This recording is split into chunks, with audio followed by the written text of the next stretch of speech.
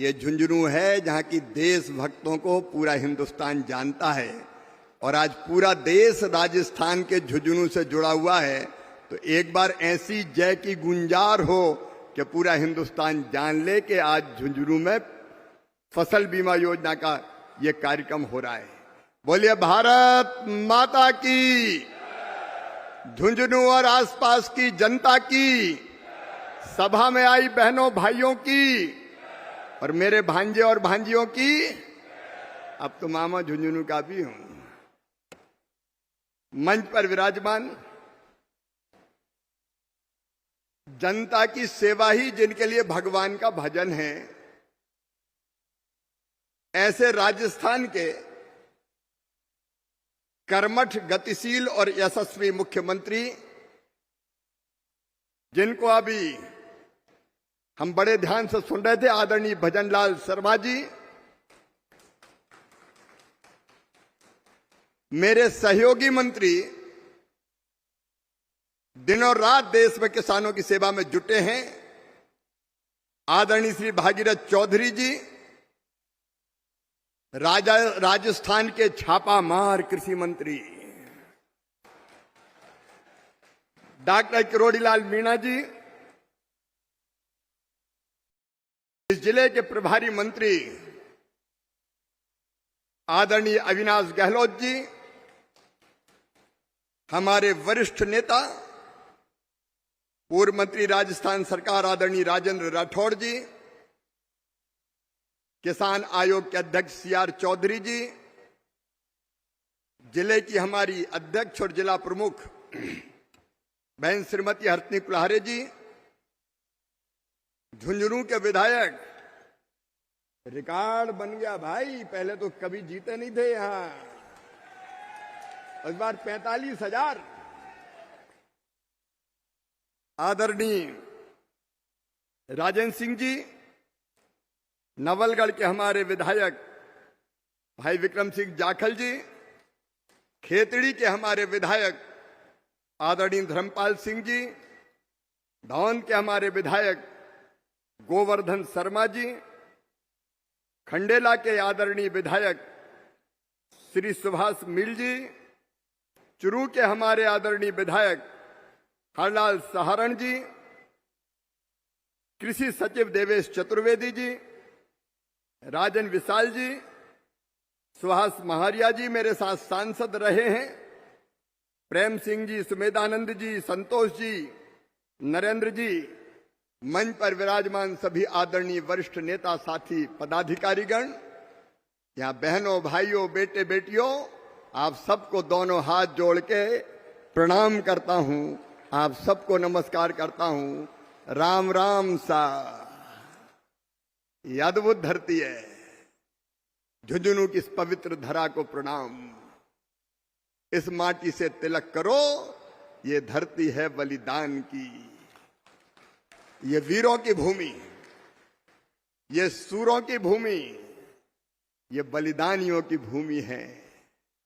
और आज भी देश की सीमाओं की सुरक्षा करते हुए भारत माता के एकता और अखंडता की रक्षा करते हुए हमारे सैकड़ों जवानों ने बलिदान दिया है। मैं उनको शीश झुका के प्रणाम करता हूं, उनके चरणों में श्रद्धा के सुमन अर्पित करता हूं। पूजे न गए शहीद, पूजे न गए शहीद, तो फिर ये मंत्र कौन अपनाएगा? तोपों के मुंह से कौन अकड़ छातियां अपनी अड़ाएगा? चूमेगा फंदा कौन, गोलियां कौन वक्ष पे खाएगा? अपने हाथों अपने मस्तक फिर आगे कौन बढ़ाएगा? पूजे न गए शहीद, तो फिर ये मंत्र कहां से आएगा? धरती को मां कहकर माटी माथे से कौन लगाएगा? इसलिए सभी बलिदानियों को बारंबार प्रणाम। जब भी राजस्थान की इस पवित्र धरती पर आते हैं तो शीश श्रद्धा से झुक जाता है और मन आनंद और प्रसन्नता से भर जाता है। लेकिन आज तो मैंने जो दृश्य देखा मुख्यमंत्री जी, हेलीकॉप्टर से राजस्थान के बारे में कहा जाता था कि यहां हरियाली कहां देखने मिलती है, यहां तो ज्यादातर रेगिस्तान के दर्शन होते हैं। लेकिन आज मैंने देखा हरियाली जैसे हिलोर ले रही हो चारों तरफ। बरसात भी अच्छी हो रही है, कृषि मंत्री जी बता रहे थे। बरसात अच्छी हो क्यों ना, अरे जब धर्मात्मा राज करते हैं तो परमात्मा भी प्रसन्न होता है। और आपने आज इस पवित्र धरती पर पगड़ी पहनाकर हमारा सम्मान किया है। मैं केवल एक बात का खंडन करना चाहता हूं, मैं मुख्य अतिथि नहीं हूं, मैं मेहमान कैसे हो सकता हूं। कृषि भारतीय अर्थव्यवस्था की रीढ़ और किसान उनकी आत्मा है, और किसानों की सेवा मेरे लिए भगवान की पूजा है। मैं मेहमान नहीं, मैं तो सेवक हूं। किसानों की सेवा अपनी जिंदगी का मिशन है। और प्रधानमंत्री श्रीमान नरेंद्र मोदी जी के नेतृत्व में संकल्प भी कि भारत की कृषि को और भारत के किसानों को दुनिया में नंबर 1 पर ले जाकर ही चैन की सांस लेंगे। किसान भाइयों, आपने पगड़ी पहनाई है। मैं कृषि और ग्रामीण विकास मंत्री के रूप में आपका सेवक आपको वचन देता है, इस पगड़ी का मान, किसानों का सम्मान और झुंझुनू की शान कभी जाने नहीं देंगे, कभी जाने नहीं देंगे। अब प्रधानमंत्री नरेंद्र मोदी जी के नेतृत्व में एक अद्भुत भारत का निर्माण हो रहा है। एक वैभवशाली भारत, एक गौरवशाली भारत, एक संपन्न भारत, एक समृद्ध भारत और एक शक्तिशाली भारत और एक विकसित भारत। अभी मुख्यमंत्री जी कह रहे थे, ये प्रधानमंत्री है नरेंद्र मोदी जी, राजस्थान में पानी ही पानी आने वाला है। एक तरफ यमुना जी का पानी, दूसरी तरफ चंबल का पानी, और सुनो राजस्थान वालों, अब सिंधु का पानी भी राजस्थान की धरा पर आने वाला है। कांग्रेस ने देश के साथ कैसी बेईमानी की थी। पंडित जवाहरलाल नेहरू ने बेईमानी की, कांग्रेस ने बेईमानी की। राजस्थान वालों और देशवासियों, हमारी सिंधु, हमारी झेलम, हमारी चुनाव, इसका 80% पानी पाकिस्तान को दे दिया। हमारा पानी पाकिस्तान जाएगा और राजस्थान में सूखा रहेगा। प्रधानमंत्री नरेंद्र मोदी जी ने कह दिया, पानी और खून एक साथ बह नहीं सकते। वो सिंधु समझौता रद्द कर दिया। पानी भी दिया नेहरू जी ने और पैसे भी दिए। नहरें पाकिस्तान में बने और वहां से आतंकवादी आए और निर्दोष नागरिकों की पहलगांव में हत्या करें। हमारे 26 निर्दोष नौजवान मार दिए गए। धर्म पूछ पूछ के मारा, धर्म पूछ पूछ के मारा। पत्नी के सामने पति को गोलियों से भून दिया गया। बाप की हत्या बेटे के सामने कर दी गई। और तब हमारे प्रधानमंत्री नरेंद्र मोदी जी ने कहा था, दुनिया के दूसरे छोर तक भी आतंकवादियों पीछा करेंगे और ऐसी सजा देंगे कि दुनिया याद रखेगी, दुनिया याद रखेगी। और मेरे बहनों और भाइयों, ज्यादा दिन न हुए, आतंकवादियों के आकाओं के अड्डे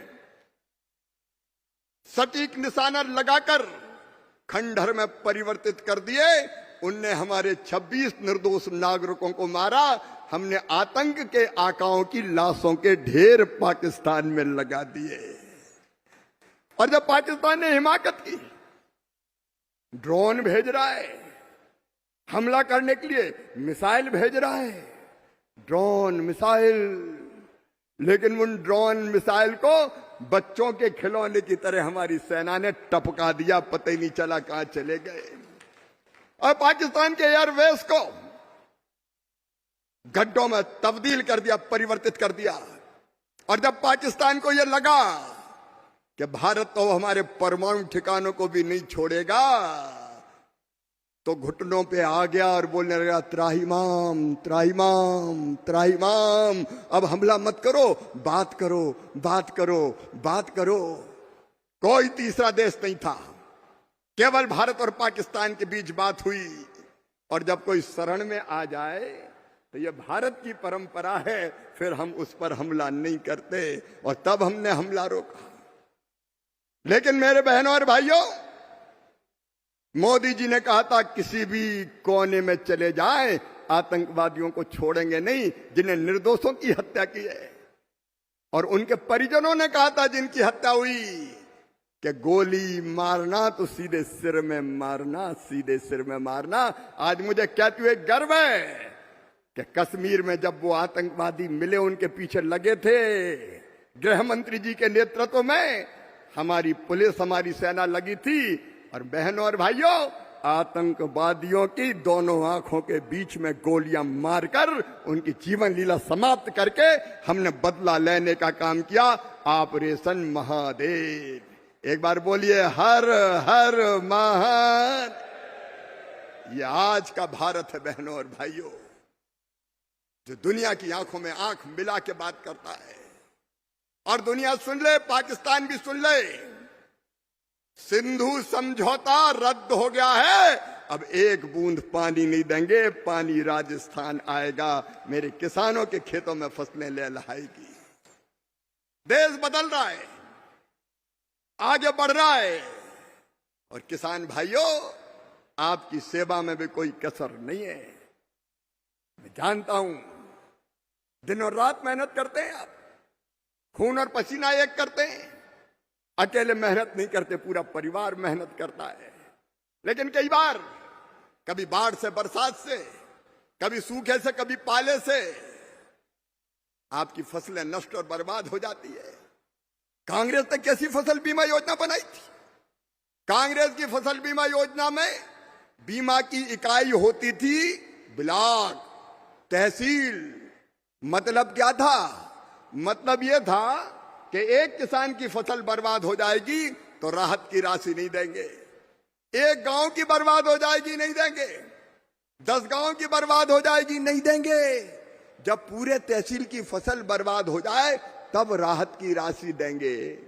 अरे किसी किसान की, एक गांव की, 10 गांव की फसल बर्बाद हो जाए तो वो भगवान से प्रार्थना करे कि हे भगवान सबकी बर्बाद करवा दे, क्योंकि जब तक सबकी बर्बाद होगी नहीं होगी हमें पैसा मिलेगा ही नहीं। शर्म नहीं आती कांग्रेस को? यह कोई फसल बीमा योजना थी? देशवासियों, किसान बहनों और भाइयों, प्रधानमंत्री नरेंद्र मोदी जी के नेतृत्व में हमने ऐसी फसल बीमा योजना बनाई है कि एक गांव के किसानों की फसल भी खराब होगी तो राहत की राशि देंगे। और अब एक परिवर्तन और आदरणीय मुख्यमंत्री जी, कृषि मंत्री जी, हमने किया है कि एक किसान की फसल भी बर्बाद होगी तो राहत की राशि उसके खाते में डाली जाएगी, उसके खाते में डाली जाएगी। राहत के नाम पे ये मजाक करते थे। जनवरी से लेके अब तक 11,000 करोड़ रुपया किसानों के खाते में डाल चुके हैं। और आज जो 3900 करोड़ रुपया, उसमें से 1/3 तो राजस्थान के ये, 1/3 राजस्थान के ये। और राजस्थान के किसान भाइयों और देश के किसान भाइयों, मैं आपको आश्वस्त करता हूं, ये मोदी जी की सरकार है। भगवान ना करे कभी फसल बर्बाद हो, लेकिन अगर कभी ऐसी मौका आ गया तो राहत की राशि में कसर नहीं रखेंगे, क्योंकि हम जानते हैं कि फसल अगर बर्बाद होती है तो केवल फसल बर्बाद नहीं होती, किसान की जिंदगी बर्बाद होती है, बाल बच्चों का भविष्य बर्बाद होता है। इस संकट से मोदी जी के नेतृत्व में भाजपा की सरकार आपको निकाल के पार ले जाएगी। और केवल एक योजना नहीं, अभी भजन लाल जी बता रहे थे आपको, 4.25 लाख करोड़ रुपया प्रधानमंत्री किसान सम्मान निधि के रूप में अब तक देश के किसानों के खाते में डाला जा चुका है। प्रधानमंत्री फसल बीमा योजना में 2016 से अब तक 2,12,000 करोड़ रुपया डाला जा चुका है। और खाद की सब्सिडी, मैं आपको बताना चाहता हूं किसान भाइयों, ये केवल आरोप लगाना जानते हैं। आज आपको यूरिया की एक बोरी 45 किलो की, यूरिया की एक बोरी 45 किलो की ये 266 रुपए में मिलती है। इसकी कीमत है 1633 रुपया 24 पैसा, बाकी मोदी सरकार भरती है। आपको डीएपी की 50 किलो की बोरी 1350 में मिलती है, उसकी कीमत है 3,100 रुपया। और अब तक 14,06,000 करोड़ रुपया खाद सस्ता मिले, इसलिए मोदी जी की सरकार फर्टिलाइजर कंपनियों को दे चुकी है। कोई कल्पना करता है? बहनों और भाइयों, एक नहीं ऐसी अनेकों योजनाएं राजस्थान के किसान भाइयों, हमने योजना बनाई है कि अगर आपकी फसल का ठीक दाम नहीं मिलेगा, एमएसपी भी बढ़ाई।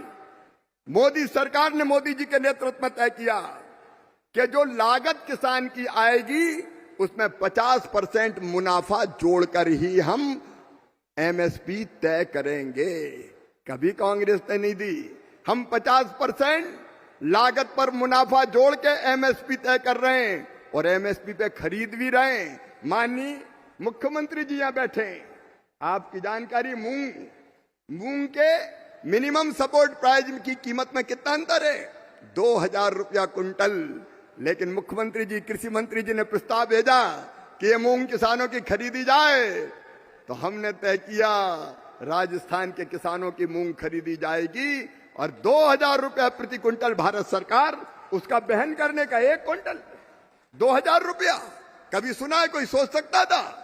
चिंता मत करो रे किसान भाइयों, खूब पैदा करो, अच्छा पैदा फसल करो और खरीदने का काम मोदी जी की सरकार और राजस्थान सरकार मिलकर करेगी। अभी तक पीएम आशा गेहूं की खरीद और धान की खरीद के लिए किसानों के खाते में 43 लाख करोड़ 87,000 करोड़ रुपया डाले जा चुके हैं। ये खरीद जारी रहेगी। और अगर कोई ऐसी फसल है, कई जगह अब सब्जियां पैदा होने लगी, टमाटर पैदा हुआ खराब हो जाए, प्याज पैदा हुई खराब हो जाए, आलू पैदा हुई खराब हो जाए, तो एक योजना और हमने बना दी है, उसको भी ध्यान से सुन लेना। यहाँ कीमत कम है और दिल्ली में कीमत ज्यादा है, यहाँ कीमत कम है और जयपुर में कीमत ज्यादा है, तो चिंता मत करना। जयपुर या दिल्ली बेचने ले आना, राज्य सरकार की किसी संस्था के माध्यम से। आप कहोगे कि ट्रक का भाड़ा ही बहुत लग जाएगा, तो ट्रक का भाड़ा आप नहीं चुकाएंगे, मोदी जी की सरकार चुकाएगी, चिंता मत करना। एक के बाद एक नई नई योजनाएं किसान को उसके उत्पादन की ठीक कीमत मिले, इसके लिए बनाने का काम हम कर रहे हैं।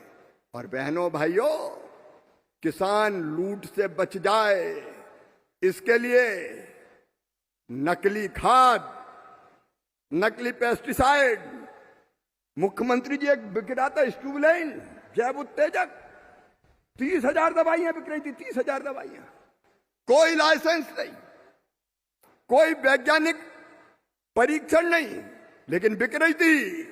हमने उन सब पर प्रतिबंध लगा दिया है और तय कर दिया है कि जब तक कोई एग्रीकल्चर यूनिवर्सिटी या आईसीआर का जो हमारा संस्थान है, वो जब तक प्रमाणित नहीं कर देगा कि इसका किसान को फायदा है, तब तक बेच नहीं सकोगे। ये हमने तय किया। कुछ लोगों ने ये धंधा ही बना लिया, नकली बेचो, जरूरत नहीं है फिर भी बेचो।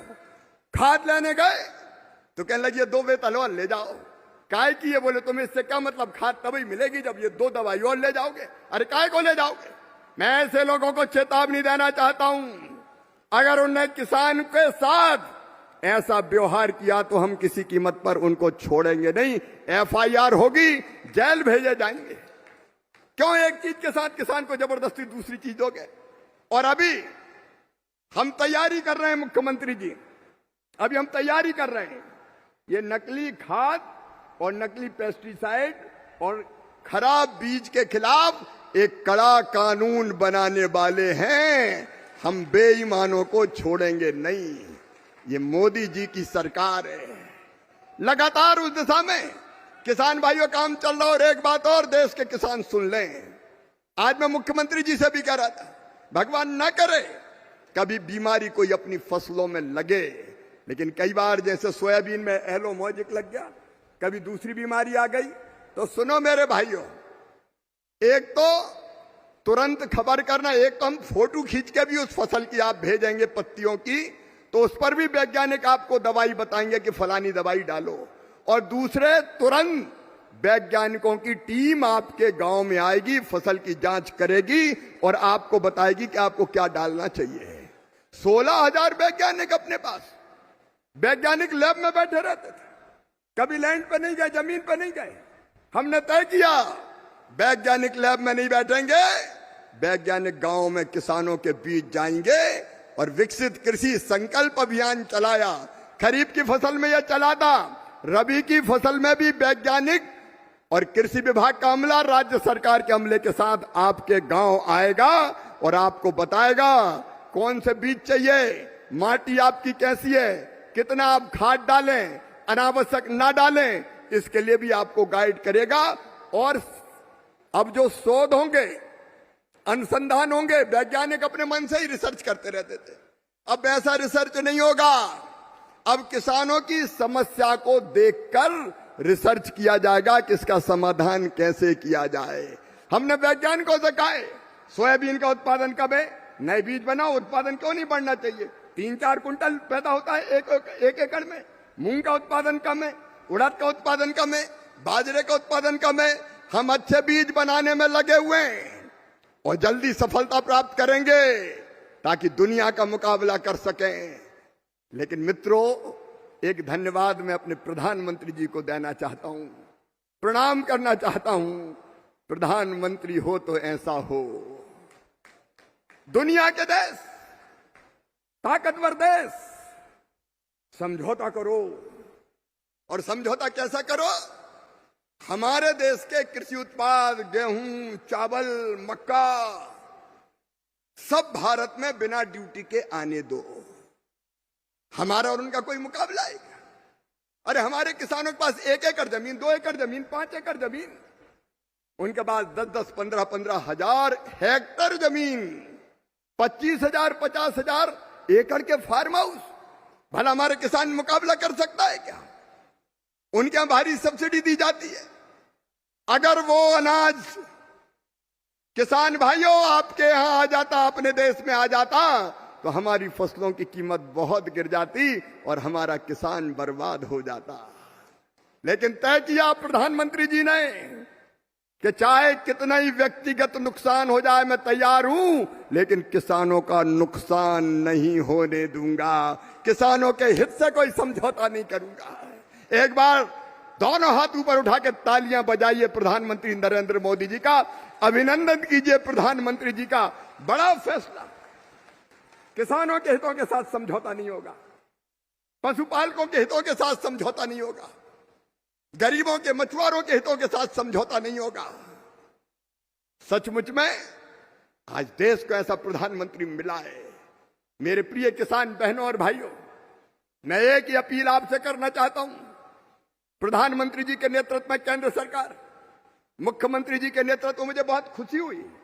आपने इनोवेशन किया भजन लाल जी, 6,000 पीएम दे रहे हैं, 3,000 आपने 9,000 कर दिए और ये भी कह दिया कि नहीं 12 तक जाना है।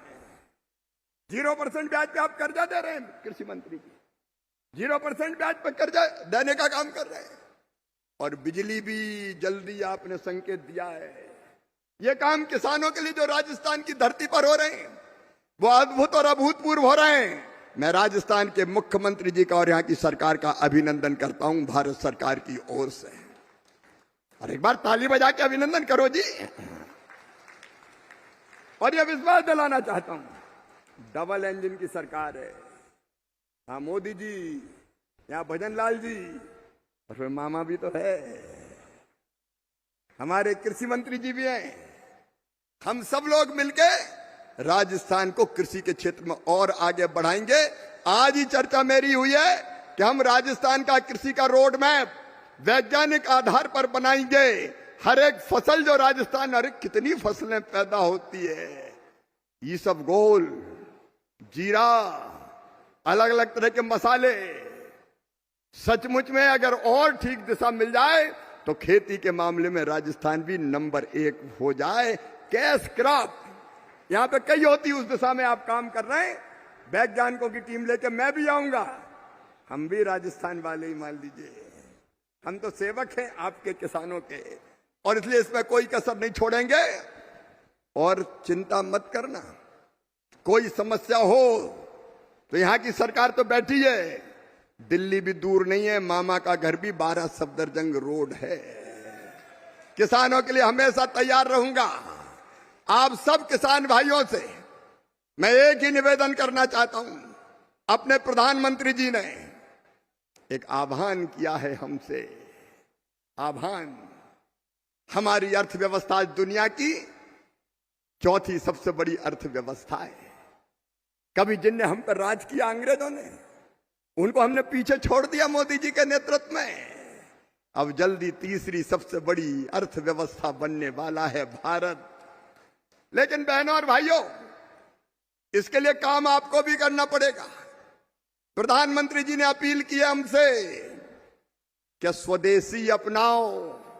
हमारे दैनिक जीवन में जिन चीजों का उपयोग करो वो अपने देश में बनी होनी चाहिए। चाहे वो खाने पीने का सामान हो, चाहे वो पहनने का सामान हो, चाहे वो घर बनाने का सामान हो, चाहे तेल साबुन सौंदर्य प्रसाधन हो।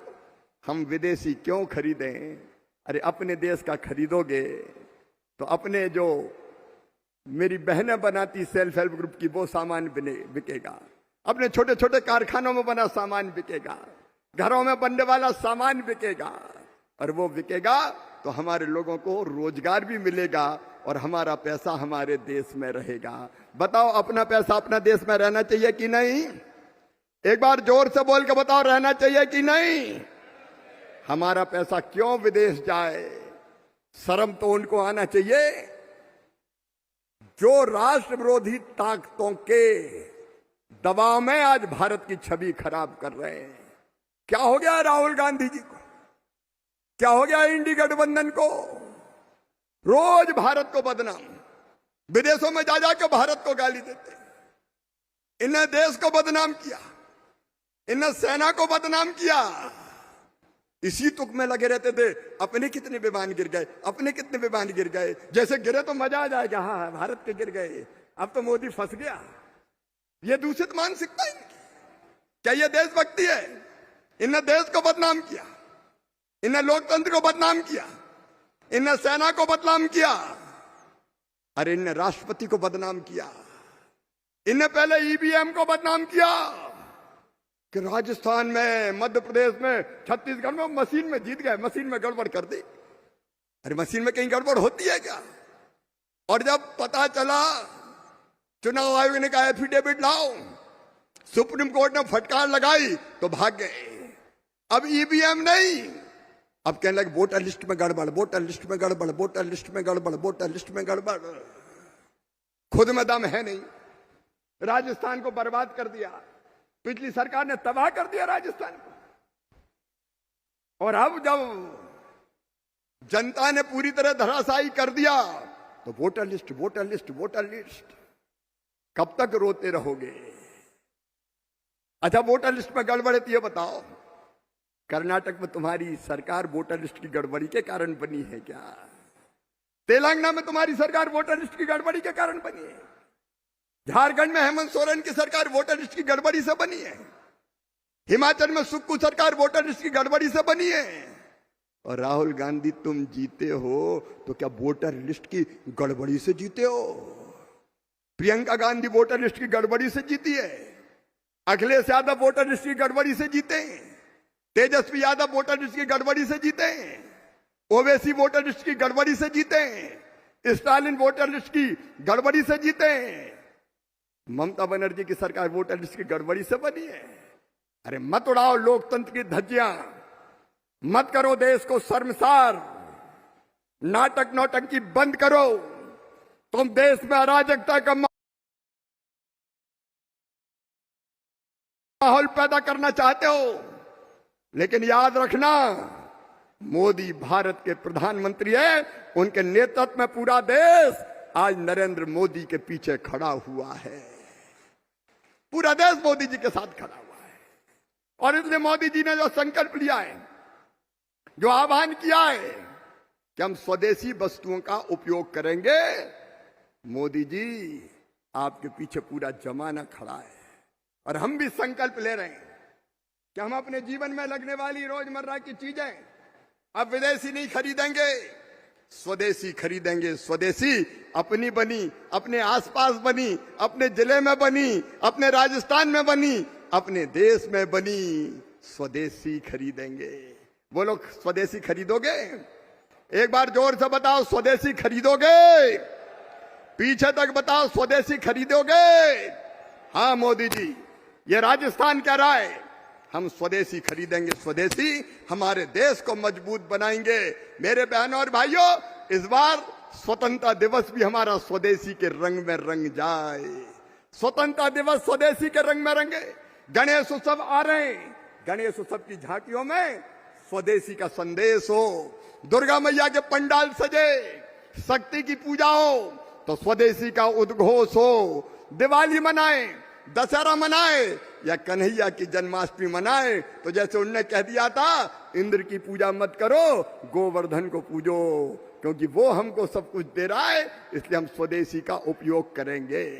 इसलिए कार्यक्रम के अंत में मेरे साथ आप खड़े होकर संकल्प लेंगे कि हम स्वदेशी वस्तुओं का उपयोग करेंगे और मोदी जी आपके साथ खड़े हैं। बोलिए सब तैयार हैं? तो अपने अपने स्थान पर खड़े हो जाएं। पीछे भी अपने अपने स्थान पर सब खड़े हो जाएं और मेरे साथ स्वदेशी का ये संकल्प भारत माता की जय बोल के लेंगे। भारत माता की, मैं जो कहूंगा दोहराएंगे। हम संकल्प लेते हैं कि अपने दैनिक जीवन में उपयोग होने वाली चीजों को वही खरीदेंगे जो भारत में बनी हो। हम स्वदेशी का उपयोग करेंगे और दूसरों को भी स्वदेशी का उपयोग करने के लिए प्रेरित करेंगे। बोलिए भारत माता की, भारत माता की, भारत माता की। किसान भाइयों, फसल बीमा योजना का आज जो पैसा मिला है उसके लिए आपको बधाई, और आगे भी मत घबराना। मोदी सरकार और भजन लाल सरकार। साथियों, अभी आपने सुना हमारे देश के यशस्वी कृषि मंत्री श्री शिवराज सिंह चौहान जी के भाषण को। हमें बताया कि देश में कैसे जो है भारतीय जनता पार्टी की जो सरकार है वह किसानों के हित में काम कर रही है और किसानों के लिए तमाम जो सभी योजनाएं हैं उसके बारे में हमें यहाँ पर मंत्री जी ने अभी बताया है। इसके अलावा प्रधानमंत्री फसल बीमा योजना के तहत जो भी क्लेम किए गए थे उन सभी को आज यहाँ पर भुगतान किया गया है। ये बहुत बड़ी उपलब्धि है कि छत्तीसगढ़ प्रदेश में भी इसका जो लाभ है वो छत्तीसगढ़ प्रदेश के किसानों को भी मिला है। इसके अलावा इस योजना का जो पैसा है, प्रधानमंत्री फसल बीमा योजना के तहत जो भी नुकसान किसानों को हुआ था और जिन्होंने क्लेम किया था उन सभी को जो है इसकी राशि आज जो है हमारे देश के कृषि मंत्री के द्वारा यहाँ पर रिमोट का बटन दबाकर यहाँ पर सभी के खाते में पैसे को हस्तांतरण किया गया है। क्या आपने इस योजना का लाभ लिया है या नहीं, हमें कमेंट्स करके ज़रूर बताएं। अगर आपने प्रधानमंत्री फसल बीमा योजना के तहत जो है बीमा नहीं करवाया है तो आज ही अपने आप जो है सोसाइटी पे संपर्क कीजिए और वहाँ पर इस के लिए आपको जो है क्लेम करवानी होगी।